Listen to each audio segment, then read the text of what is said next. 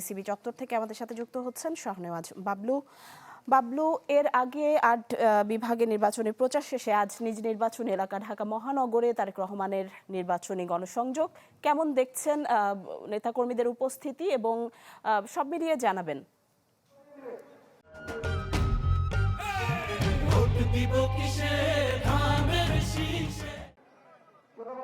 নিশি, এখানে মাইকের ব্যাপক শব্দ। আমি আপনার প্রশ্নটা পুরোপুরি শুনতে পারিনি, কিন্তু বিএনপির যে আজকে বিএনপি চেয়ারম্যান তারেক রহমানের যে আজকে ঢাকা মহানগর উত্তরে যে নির্বাচনী জনসভা, 6টি জনসভা, সেটি প্রথমটি ইসিবি চত্বরে।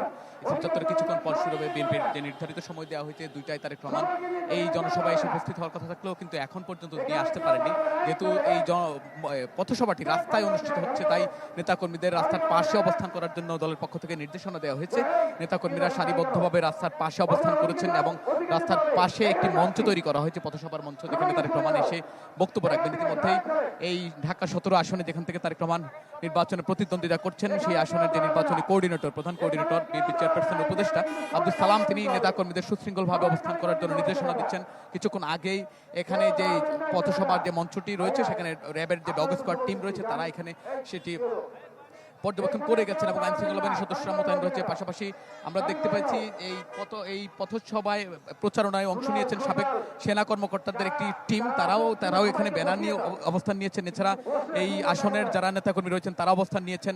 কিছুক্ষণ পর হয়তো তারেক রহমান আসবেন। আপনি জানেন, দীর্ঘদিন ধরেই তারেক রহমান যে নির্বাচনের তফসিল ঘোষণার পর থেকে সারা দেশের প্রতিটি বিভাগেই তার নির্বাচনী প্রচারণা করেছেন, প্রচারণায় জনসভায় অংশ নিয়েছেন এবং তার যে আগামীর দেশ নিয়ে তার যে পরিকল্পনা, সেটি তিনি বারবার উল্লেখ করেছেন। তিনি বলেছেন যে তিনি তার দল যদি জনগণের ভোটে রাষ্ট্র ক্ষমতায় যায়, তার যে পরিকল্পনা এবং ভাবনাগুলো তিনি উল্লেখ করেছেন। তিনি বলেছেন ফ্যামিলি কার্ডের কথা, প্রান্তিক নারীদের প্রায় 4 কোটি নারীদের ফ্যামিলি কার্ড দেওয়ার কথা বলেছেন, তিনি কৃষক কার্ডের কথা বলেছেন, তিনি প্রবাসী কার্ডের কথা বলেছেন। তিনি বলেছেন যে বিএনপি রাষ্ট্র ক্ষমতায় গেলে যে 5 বছরে প্রায় 25 কোটি গাছ লাগানোর কথা বলেন। এছাড়া তাদের দেশের আর্থসামাজিক উন্নয়ন, সাধারণ মানুষের উন্নয়ন, দেশের উন্নয়নে তিনি তার যে পরিকল্পনা সেটি উল্লেখ করেছেন। তো আজকে তারেক রহমানের যে এই পথসভা, এটি শেষ করে তিনি যে ঢাকা মহানগর উত্তর বিএনপির আহ্বায়ক আমিনুল, যেটি ঢাকা 14 আসন থেকে নির্বাচন করছেন, সেখানে তিনি যাবেন। সেখান থেকে তিনি তার যাওয়ার কথা রয়েছে সানজিদ ইসলাম তুলি, যে বিএনপির ধানের শীষের প্রার্থী, যিনি ইলেকশন প্রচারণায় অংশ নিচ্ছেন।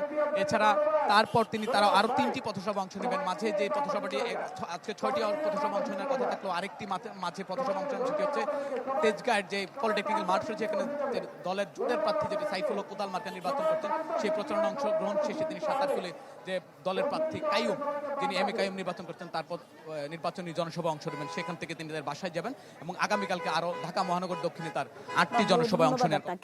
দর্শক দেখছিলেন ইসিবি চত্বরে কিছুক্ষণের মধ্যেই নির্বাচনী পথসভায় বক্তব্য রাখবেন বিএনপির চেয়ারম্যান তারেক রহমান। আমরা সরাসরি যুক্ত ছিলাম সেখানে।